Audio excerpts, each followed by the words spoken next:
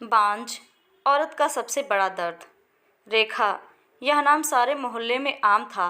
मोहल्ले में रेखा की सबसे अच्छी निपटती है। रेखा एक अच्छी गृहिणी है और साथ ही वह बहुत अच्छे स्वभाव की महिला है। दूसरों के सहयोग करने वालों में से एक है। उसकी आवाज़ हर गली में गूंजती है। हर घर की महिला जब तक रेखा से बात नहीं करती तब तक उन्हें चैन नहीं मिलता। मोहल्ले में हर किसी को लगता है कि रेखा हर सुख दुख में उनके साथ खड़ी रहती है। रेखा के दो बेटे हैं। बड़े बेटे की शादी 3 साल पहले हो गई थी। उसका एक पोता है जो पूरे दिन मोहल्ले में घूमता रहता है। रेखा के घर में पूरे दिन खुशियों की किलकारी गूंजती है। रेखा के छोटे बेटे की शादी है जिसका नाम राघव है। वह बहुत ही अच्छा और सरल स्वभाव का है। रेखा घर के काम में लगी रहती है।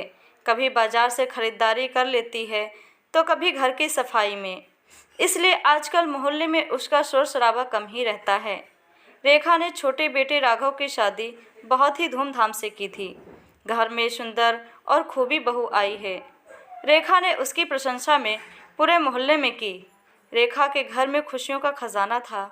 हर कोई उसके परिवार की सराहना करते हुए नहीं थकता था। धीरे धीरे समय गुजरा। लगभग 3 साल हो चुके थे राघव की शादी को। अब तक कोई औलाद नहीं हुई। अब रेखा परेशान रहने लगी थी। हर कोई उसकी छोटी बहू के बारे में पूछता तो वह कुछ न कहती। अब रेखा बहू पर कई बार गुस्सा होने लगी थी, पर इससे क्या होता है, यह सब तो भगवान की मर्जी है। अब छोटी बहू भी परेशान रहने लगी थी। वह अंदर ही अंदर घुटती रहती। जब घर में इस तरह की चीज़ें होती थी तो वह रोने लग जाती थी। अब उसे मोहल्ले में सभी ताने देने लगे थे और कहते, यह तो बांझ है, इसे कोई औलाद नहीं है। रेखा के तो नसीब ही फूट गए ऐसी बहू को पाकर। रेखा ने भी पूरे जतन किए।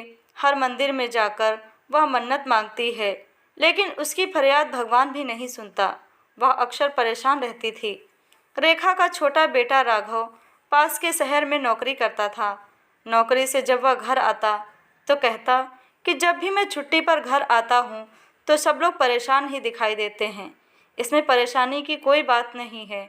जब भगवान की मर्जी होगी तब हमें औलाद का सुख मिल ही जाएगा। और पत्नी की हालत देखकर वह बहुत दुखी होता था।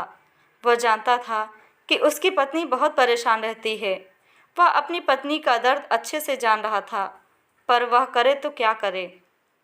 उसने तय कर लिया कि वह अपनी पत्नी को लेकर शहर चला जाएगा।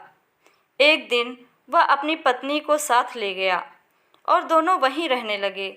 जब उसका पति ड्यूटी चला जाता तो वह कमरे में अकेली बैठकर यह सोचती रहती कि हमारा नसीब कितना खराब है।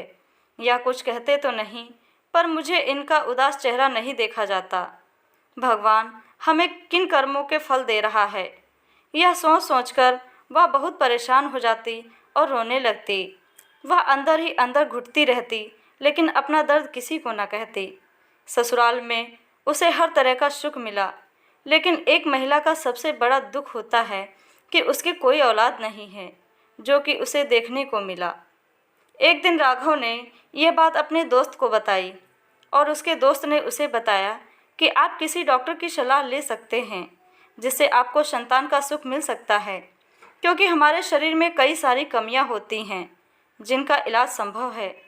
अगले दिन दोनों तैयार हो गए, डॉक्टर के यहाँ गए और डॉक्टर से अपनी समस्या बताई। डॉक्टर ने कुछ टेस्ट करवाए और उनसे कहा कि चिंता की कोई बात नहीं है, आपको संतान सुख मिल सकता है।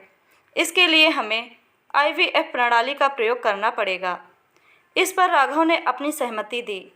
कुछ समय के बाद राघव को पुत्र रत्न की प्राप्ति हुई। दोनों बहुत खुश हुए और घर वापस गए। जो कभी ताना देती थी, आज वही घर आकर बधावा दे रही हैं। हर किसी की आंखों में खुशी के आंसू थे। बांझपन का जो कलंक राघव की पत्नी को लगा था, वह कई साल बाद आज मिट गया, और जो दर्द वह इतने दिनों से सह रही थी, वह आज खुशी में परिवर्तित हो गया। कई सालों का दर्द आज इस खुशी के आगे फीका पड़ गया। यह कहानी उन महिलाओं की है जो ऐसी समस्याओं से जूझती हैं और किसी डॉक्टर की सलाह न लेती हैं।